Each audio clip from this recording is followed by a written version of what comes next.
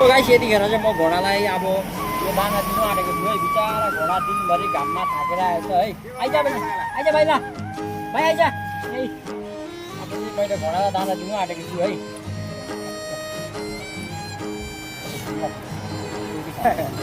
पछाडि त नजाउने भयो बेला लाग्नाले त्यति घोडे नै पाल्नु है भन्नु सक्दैन नि।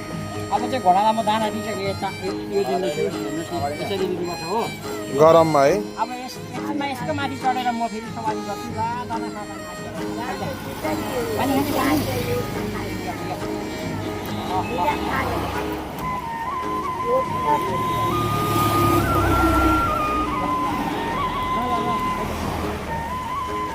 अब चाहिँ म यो घोडा किन्नु आँटेको छु है।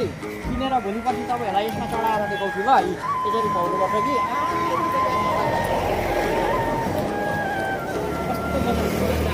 घोडा किनेर चाहिँ भोलिपर्सि यही घोडामा चढेर म घुम्नेछु सबैको अगाडि है। यो चाहिँ मेरो घोडा हो आज।